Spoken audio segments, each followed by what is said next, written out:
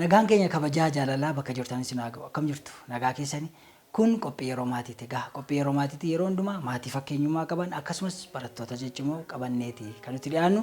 Guyyaa irraa bulchiinsa magaalaa Shaggar kutaa magaalaa Laga Xaafoo Laga Daadhiitti argamneeti kan nuti jirru mana obbo Alamaayyoo Baalchaa jechuudha. Egaa isaan ijoollee qabu. Ijoolleen isaanii mana barumsaa isaaniitti cimoo akka ta'an mana barumsaa irraa iyyaafanneeti kan nuti gara kana dhufne. Kanaaf isaan ijoollee isaanii maal deeggaraa jiru? Ijoolleen immoo haala kamiin barnoota isaanii qo'achaa jiru yookaan qabatanii jiru kan jedhan immoo muuxannoo maatii kanaa isiniif qonna. Kanaaf amma xumura qophii keenyaatti turtiin keessan nu faana ta'u isiniin jenna. Turtii gaarii.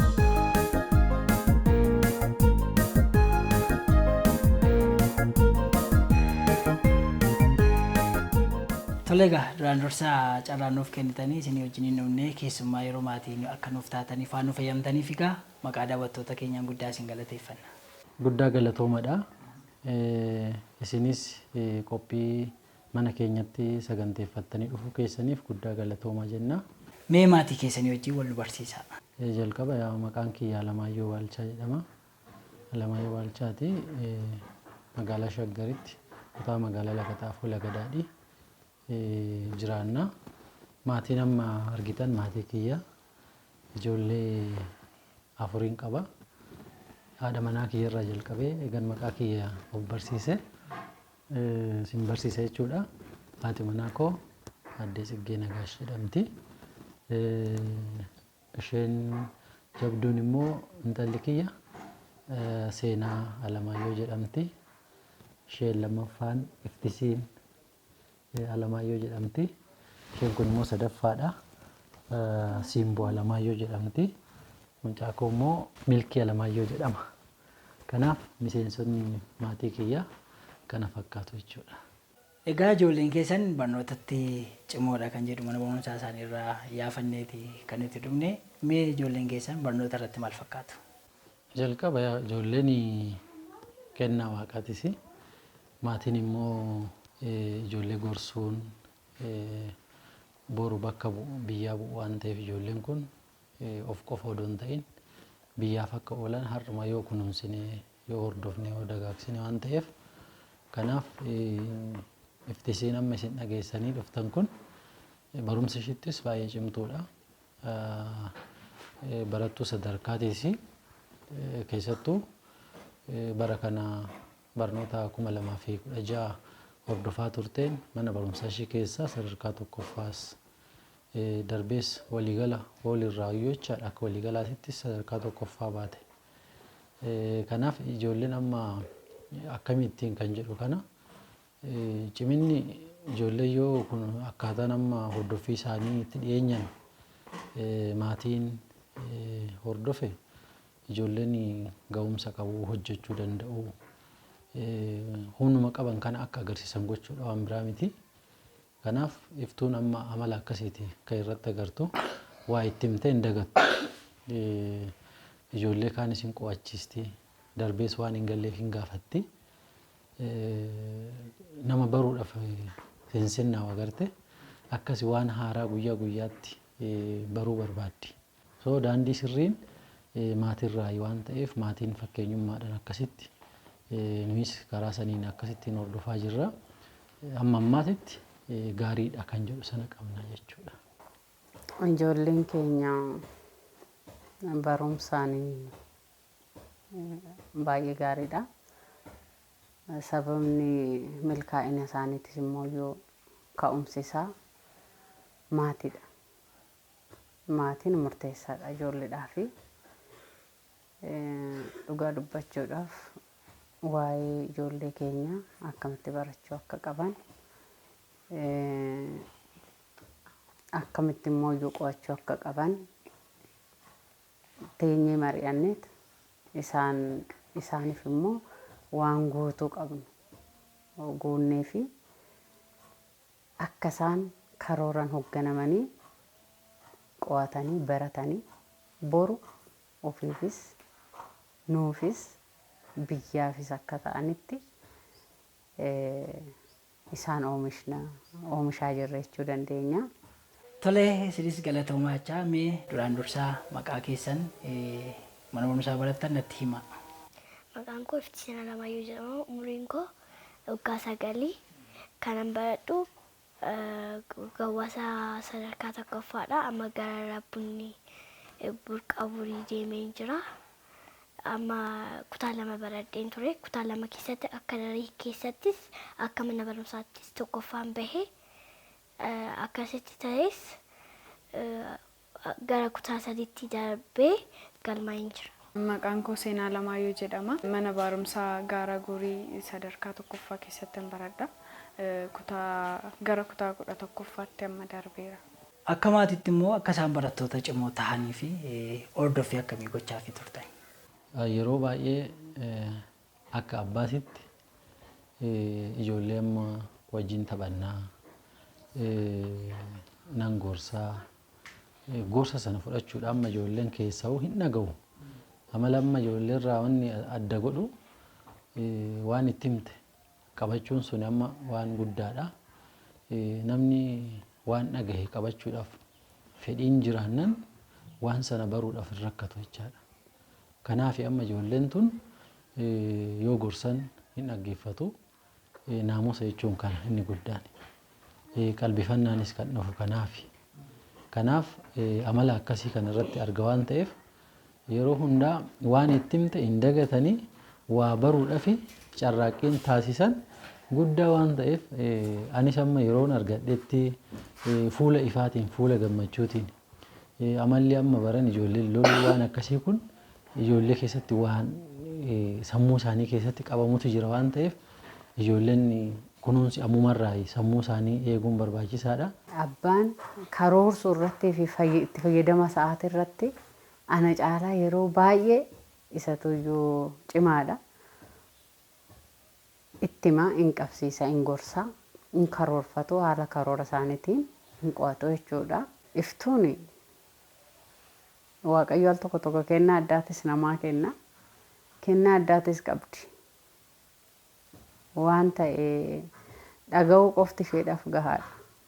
Dhageenyaan hin qabatti, qabannaan hojiitti hiikti jechuudha. Kanaaf hundi isaanii akka karooraan qo'atan hin goona.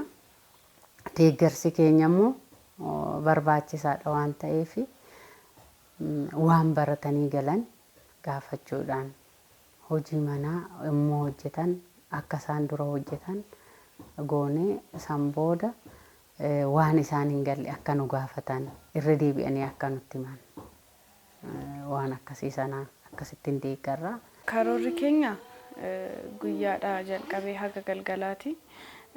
Kana gidduutti yeroo hojii qabna, yeroo qo'annaa qabna, yeroo immoo gidduutti gaappiidhaan bashannanaafillee mana ispoortiidhaafillee kophaatti sagantaadhaan sochoona. Ani hangafa waan ta'eef sagantaan qabadhee amma yeroon qo'adhu kana yeroon hojjedhu anarraa immoo warri quxisuu kiyya na jala kan jiran isaan narraa baratu waan baay'ee jechuudha.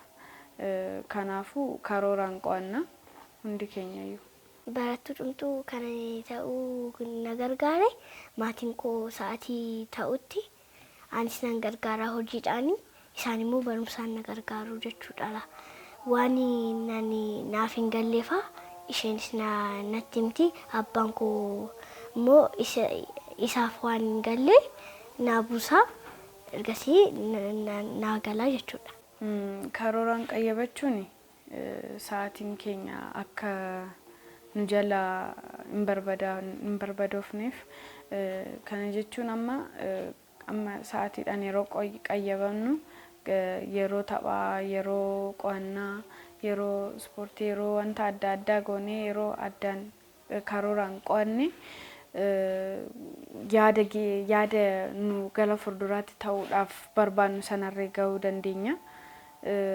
Amma yeroo baay'ee karooraan yoon qo'atiin, karooraan yoon hojjetin wanti hojjennullee nu jalaa babbaduu danda'a. Amma sa'aatii kanatti nan qo'adha, sa'aatii kanatti immoo wanta hojiin hojjedha jennee yoo karooraan hin hojjennin sa'aatiin akkanumaan nu jalaa gubachuu danda'a jechuudha. Kanaafuu karooraan qo'achuun baay'ee barbaachisaadha.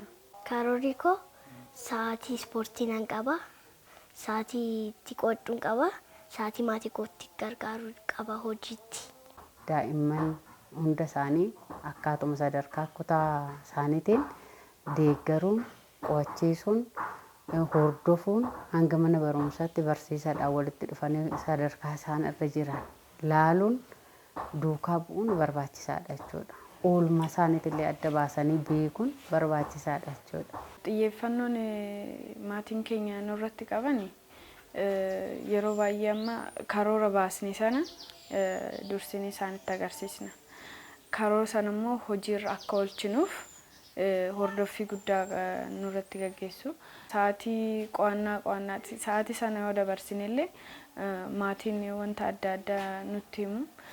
Kana jechuun bakka sa'aatii keenyaan akka qo'annu akka hojjennu gargaarsa guddaa nu godhanii maatiin jechuudha.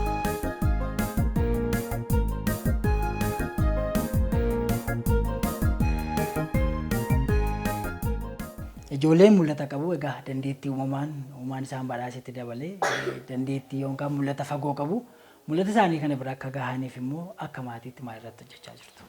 Mul'ata isaanii bira gahuudhaaf har'a yoo ka'umsi isaan keessa jiraate amma ka'umsa keessatti turuudhaaf carraaqeen jiru nu biratti inni guddaan jabaatanii akka hojjetan gochuu fi eessa akka gahuu barbaadan itti himna baay'ee. Iftuun amma maal akka ta'uu barbaaddu har'a tolchitee barteerti saniif hojjette jechaadha. Simboonis akkasuma seenanis akkasuma. So amma isaan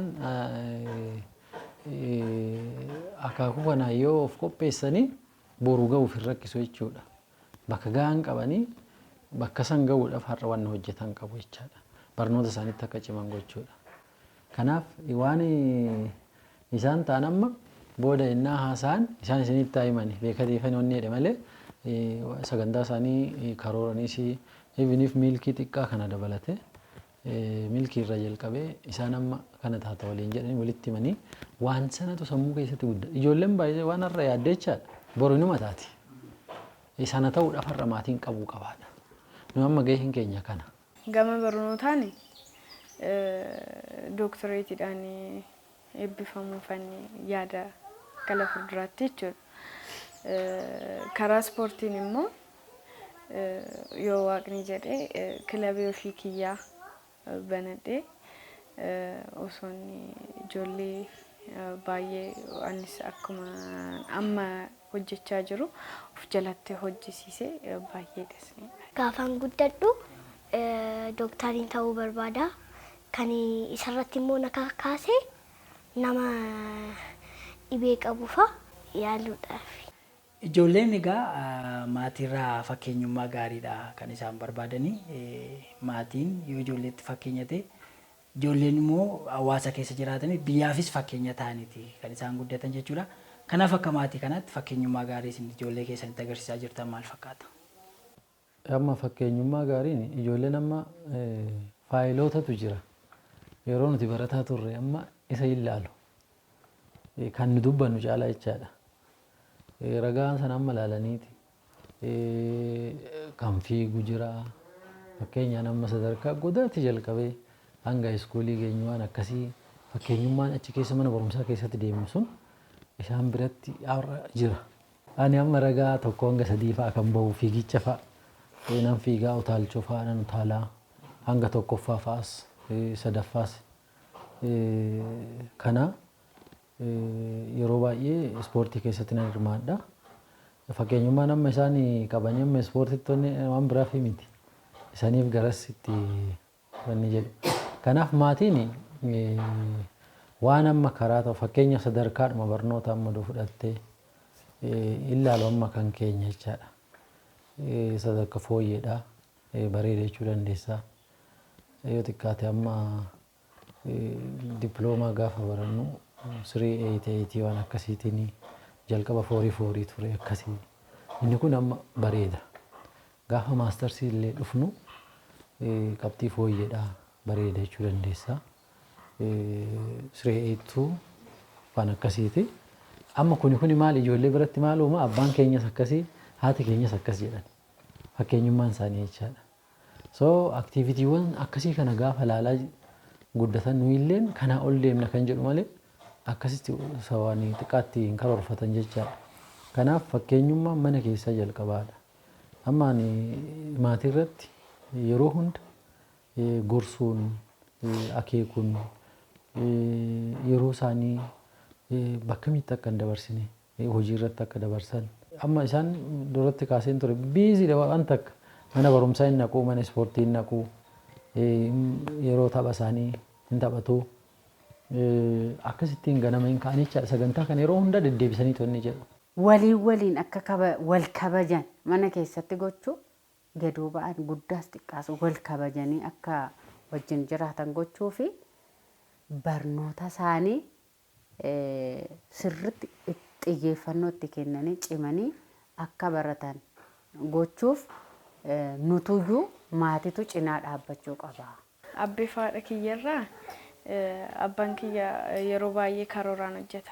Karoora sana irratti wanta hojjete san immoo milkaa'ina irra gaha. Kanaafuu anis immoo akka isaa karooraan hojjedhe milkaa'ina irra akkan gahu kan na gargaare jechuudha abbaan koo. Haati kiyyas akkasuma. Wanta baqa isaanis baratanii iddoo guddaa kanarra ga'uun isaanillee anaaf waan tokko barumsa tokko jechuun amma barannee gara fuulduraatti waa tokko irra ga'uuf maatiin fakkeenyummaa qabaachuu qaba. Kanaafuu maatiin keenya immoo fakkeenya nuuf ta'anii ammarra geenyerra jechuudha. Isaanii mana keessatti kan hojjedhu na barsiisanii jiru. Abbaan koo hojii qaba waan ta'eef innis mana keessaa hojii gaf tokko sa'aatitti qabu innis nu hojjisiisa hojii mana innis hin beeka hin hojjeta inni barumsas natti hima obboleettiin koo fi haati koo immoo hojii barumsas na qochiisu jechuudha.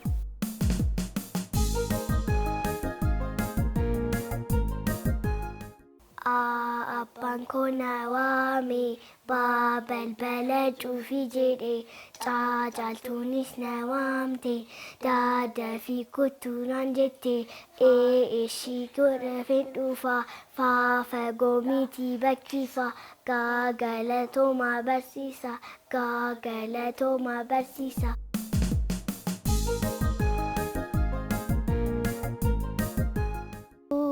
Keenya lakkaa'uu dandeessu eeyyeen dandeenya tokko lama sadii afur shan jaha torba saddeet sagal kudha tokko kudha lama kudha sadii kudha afur kudha shan kudha jaha kudha torba kudha saddeet kudha sagal digdama soddoma afurtama shantama jaatama torbaatama saddeettama sagaltama dhibba.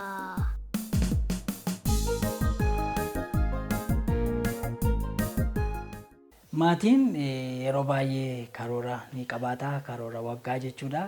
Tarii bara 2016 keessa kan karoorsitanii milkeessitan akkasumas immoo kan hin milkaa'in hafe yoo jiraate immoo maali? Bara 2017 kana keessas immoo maal karoorfattanii jirtu? Akka maatiitti wanni guddaan maatii ofii gammachuudhaan akka jiraatanidha. Ani amma karoora kiyya inni guddaan maatiin kiyya odoo rakkatin of ta'ee akka jiraatu, ofiitti akka boonu. Jireenyi ilma namaa kun akkuma abbaan itti hiike waan ta'eef amma qananiidhaan akka jiraatan gochuun gammachuu keessa isaanitti uumutu nurraa eegama waan ta'eef akkasii amma yeroo hundumayyuu kan karoora keenya qabannee wanni jennu hojjetaan mootummaa yeroo hundaa karoora sirriitti fayyadama jedhee yaada. Nuyis akkasuma qaama saniiti. Waliigala garuu wanni qabannee nu harkaa hafee hin jiru waliigala bara 2016 akkuma agartan maatii keenya walitti qabnee mana ofiitti gallee akkasittiin karoora keenya ture bara itti milkoofneedha waan ta'eef bara qe'ee keenya keessatti ijoolleen akkasii duraan mana kiraa ture sana baanee har'a amma akkasitti mana isaanii keessatti barumsa isaanii akka tolutti iddoo qo'annaa isaanii tolchinee fi sanaaf qophiidha. An caalu tamma dhufa waan ta'eef kanaaf qophaa'ummaanis milkaa'inni bara 2016 keessatti tures gaariidha. Bara 2016 keessatti barnootaan top 10 keessa jiraadhullee top 5 keessa galuuf ture. Ta'ullee top 10 keessa hin jiraama. Gara fuulduraatti bara 2017 immoo 5 keessa galuuf jechuun qaba karoorri kiyya kana. Egaa isin hojjettoota mootummaa jettanii natti himtanitti kan jirtanii egaa ijoolleen maatiirraa yeroo barbaadu mee yeroo keessan maatiidhaafis qooddanii haala kamiin wal qixxeessitanii yookaan wal madaalchistanii deemsisaa jirtu? Harka caalu galgala manatti yeroo magallu gargaarutu jira. Garuu sagantaadhaan waan amma har'a hojjetamee boru dhiisamu akka hin taaneef jalqaba sagantaa barsiisna isaanuma yoo jechaadha. Sagantaa baasnuuf sana guyyaa wiixataa maal akka qo'atan hin beekanii yeroodhaan akkasittiin waan nuti immoo gargaaru harka caalu haadhi isaanis anis yeroo qaburra akkaataan ittiin gargaaraa as geenye jira. Ammas kan caaluuf qopheessuudhaaf keessoo bara barnoota amma qophii guddaatti taasisaa jiranidha waan ta'eef keessoo sagantaan amaleeffamuu akka qabu karaa saniin maatii nuyi waliigala ana qofa miti haadha manaa koo qofas miti obboleettiin isaanii kutaa 11ffaatti dabarte kutaa 10 turte waan ta'eef isheenis waan gargaartuuf ijoolleen kun fakkeenyummaadhaan akka sadarkaa isaaniitti samma ciman gochuu hin danda'ama. Inni guddaan sadarkaa qofaa fi miti barachuu kan qabanii waan baratan beekudha ijoolleen kun. Barnoota isaanii cinatti egaa yeroo ammaa kana ispoortiillee hojjechaa akka jiran nutti himtaniiti kan isin jirtanii. Mee ijoolleen keessumaa ijoolleen shamarraniillee of ta'ummaa akka qabaatanii ilaalcha hawaasa keessa turellee cabsaniillee bahanii akka mul'ataniif maal irratti hojjechaa jirtu? Amma ani maatii irratti yeroo hunda gorsuun akeekuun yeroo isaanii bakka miitti akka hin dabarsine hojii irratti akka dabarsan amma isaan duratti kaaseen ture biiziidha waan takka mana barumsaa hin naquu mana ispoortii hin naquu yeroo tapha isaanii hin taphatu akkasittiin ganama hin ka'anicha sagantaa kana yeroo hunda deddeebisanii tonni jedhu. Kanaaf waliigala maatii keenya keessatti fakkeenyummaan nuti amma dabarsinu harka caalu yeroo isaaniitti akka fayyadamanidha. Yeroo isaaniitti tasa namni hin qo'anne namni hin dubbisne maal akka ta'u har'uma itti himna. Kanaaf kana taataa gaafa jennuun kaka'umsi isaanii sun dabalaa dhufee akkasittiin hojii isaanii hojjetaa jiru jechuudha. Ispoortii irratti sadan isaaniiyyuu hin hojjetu. Istaatasiin isaaniis tokko yoo xiqqaate ani gosa isaanii beeltii sirriitti hojjechuu baadhe amma almost gara cuquliisatti ce'uutti fixaniiru already qoramaniiru duraanii gariisa fudhataniiru ispoortii hojjechuu qofa odoo hin ta'in eetiksiin isaa maalidha. Even if ijoolleen mataan isaanii umurii isaanii wajjiniin deemuu qaba. Waan isaan hojjetan sanii seeviidha moo miti kan jedhu kana mana barumsaa isaan itti baratanis laallee hordofneeti. Obboleettii akkuma isaaniitu barsiisa. Kanaaf ispoortii hojjechuun isaanii sun amma ani cimina nan argaa akka ka'umsi aktiif godha hojuma isaanii jechaadha. So even if dhiisaatii akkas gaafan jedhuun amma tole hin jedhani. Ispoorticha amaleeffataniiru. Anis fayyummaa ta'uusaa ogummaa ta'uusaa mataasaa jechaadha. Inni iyyuu gosa ogummaati ispoortichi. So kanaaf amma jabduunis barnoota isas wal faana oofaa jiru jechaadha.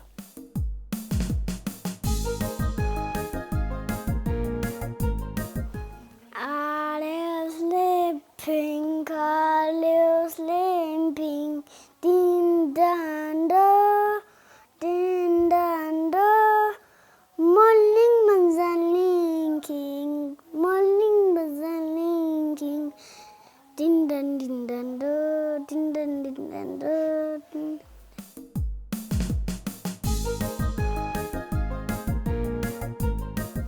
Lammiin bor biyya kana jijjiiruu horachuudhaaf egaa bu'uurri maatiidha. Maatiin egaa qooda fudhattoota barnootaa keessaa warra hangafaati. Maatiin mee ijoollee bor biyya kana jijjiiruu akka ta'anii fi maal gorsitume? Tole akkuma jedhe jalqaba maatiin gahee guddaa qabaachuu baruu qaba. Ijoollee horachuun kennaa waa'ee namaa kennu. Sana booda hoo maalii kan jedhu kana maatiin itti yaadus qaba. Ijoolleen jabaatanii amma sadarkaa kana ga'anii miti. Xiqqummaa mucummaa irraa hamma sanirraa jalqabee kunuunsa barbaadu ijoolleen. Darbees jaalala haadhaa barbaadu, jaalala abbaa barbaadu. Kunuunsa jechuun kana baay'ee abbaan itti dhiyeenyaan jaalala ijoolleen irraa barbaadu sana kennuufii qaba. Lolli malee daa'immaniif hin barbaachisu. Sammuun isaanii kichuudha waan ta'eef waan ta'e itti miidhamuu danda'a. Kanarraa mataan isaa of eeggachuun barbaachisaadha. Kanaaf oolmaa isaaniitirraa jalqabee hanga mana barumsaatti hordofuun barbaachisaadha jechaadha.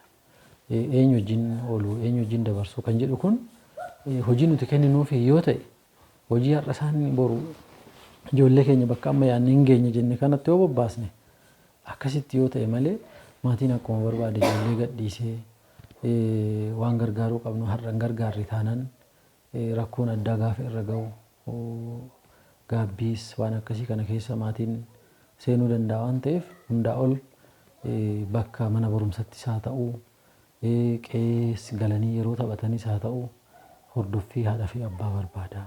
Kanaaf maatiin ka'umsa irraa jalqabee hanga dhumaatitti hanga ijoolleen of danda'anii of beekanii sirriitti waan baay'ee irraa of eeguu danda'anitti itti dhiyeenyaan eeguun gahee maatii ta'uu sirriitti barree ijoollee keenya karaa kanaan kunuunsuu qabna kan jedhuun qaba. Wanta baay'ee jechuun hin danda'ama. Akka amma kana waan kaasee gaarii natti fakkaata. Daa'imman ofii hordofuun murteessaadha jechuudha. Oolmaan hin balleessa daa'imman. Hiriyaan taane wajjiniin ooluun gadheedha.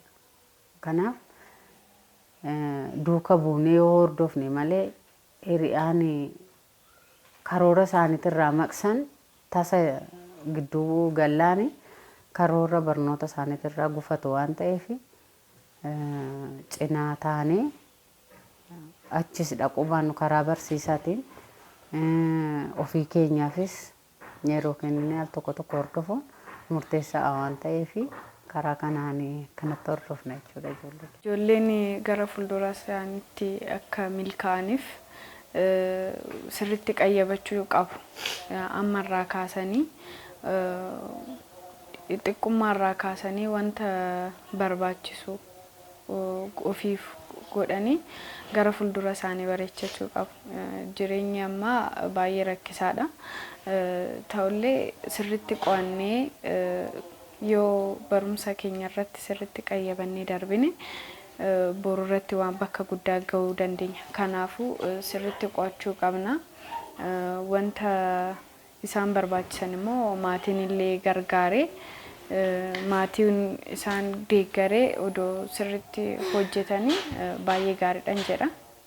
Sa'aatiitti taphatan, sa'aatiitti qo'atan, sa'aatiitti hojii gaarii kan isaaniif ta'u, kan isaaniif qabatu kophaatti godhanii fi ijoollee maatiinis hin hojjetu jechuudha. Dagasii ijoolleenis baraa deemu gaafa guddatan immoo waan barbaadan ta'anii biyya bulchuu jechuudha. Akka biyya bulchan immoo maatiinis gargaaruu qabaa jechuudha.